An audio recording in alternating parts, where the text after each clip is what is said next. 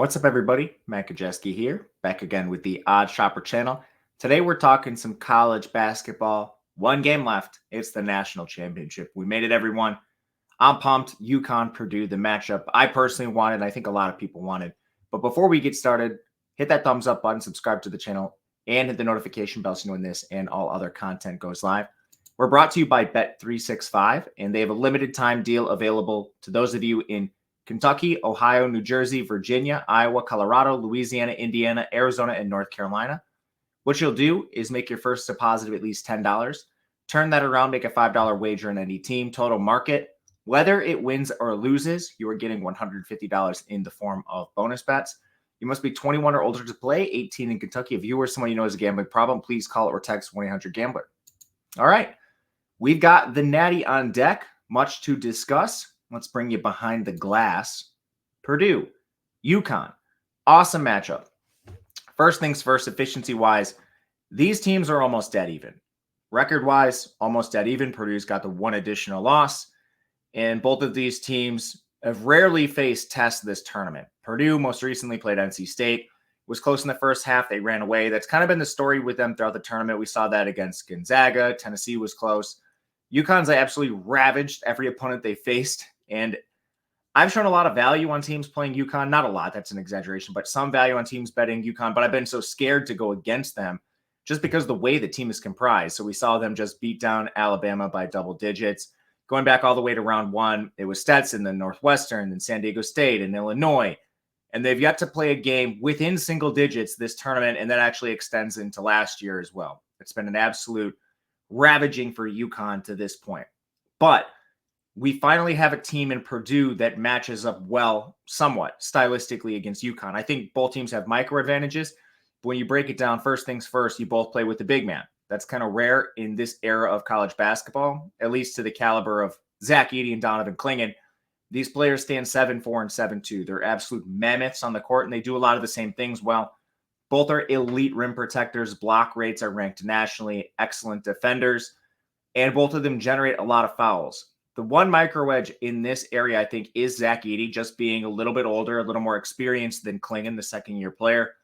Clingan still generates fouls, but he will get in foul trouble at times himself. When you look at him as a player, he averages 3.5 fouls per 40 minutes. Now, he does draw 9 or 5.4 fouls per 40 minutes, so you can see on average he's fouling out his opponents. But when you parallel this with Zach Edey's stats, it's just a little bit different. Edey, an absolute monster inside, only has 2.4 fouls per 40 minutes. So unlike Clingan at 3.5, Edey's not fouling as much. And Edey's drawing 9.6 fouls per 40 minutes, 9.6. That's number one in the entire country. No player generates more fouls. Whether you like it or not, a lot of people don't like it, how many free throws he shoots, that is. This is a player that is awesome at drawing fouls, or at the very least, refs give it to him. I don't care which way you want to describe it. It just is what it is. He draws a lot of fouls, and that UConn in an interesting spot. If Clingan is off the floor, then you have to move to your backup big, and I will give a lot of credit to Samson Johnson at 6'10", but at that point, you're ceding 6 inches in height. So you definitely don't want Clingan off the floor. One micro edge, Purdue's direction. From there, both teams having the presence of a big man sort of negates what a lot of teams have had to do, which is dedicate extra resources to the paint. Having Clingan and Edey theoretically duking it out and assuming neither in foul trouble, you don't have to worry about dedicating as much extra resources down there. So you can kind of let the guards play against each other, which one of the big beneficiaries of having Edey for Purdue is you get open threes and you get a lot of them. Purdue has jumped to number one in the country in three-point percentage.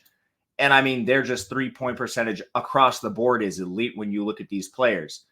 It's a little bit shocking, honestly. Braden Smith, 43%. Fletcher Lawyer, 45%.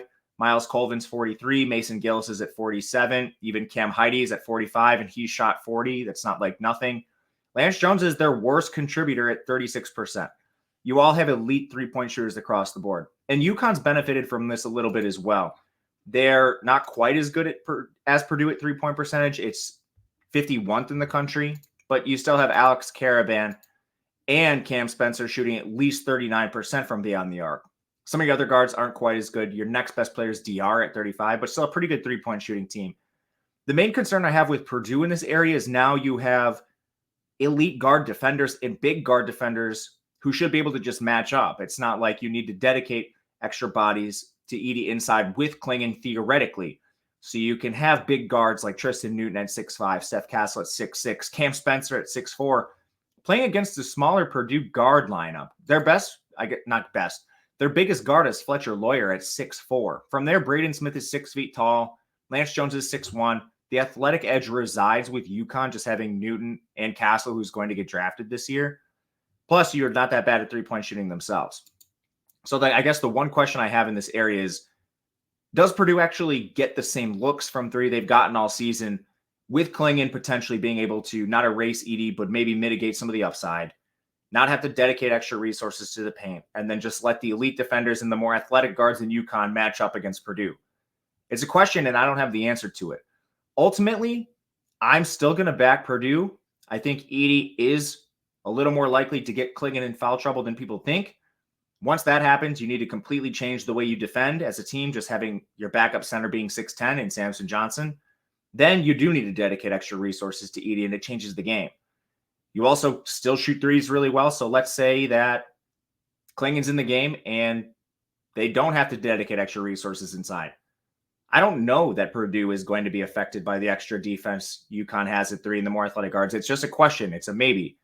And even if it does affect them a little bit, what are we talking? Dropping from number 1 in the country at threes to 50? I don't know. Still an elite three-point shooting team. So to me, I think you could have Purdue keep this within the 7 points, and that's the side I'm going to back. And to be honest with you, I think you can find a better number right now. I'm going to pull up Odd Shopper because I've seen this moving UConn's direction really across the board. So I wouldn't be surprised. We're doing this live on the screen, so I know it's great radio. Excuse me for that, but I want to check it out and show you guys.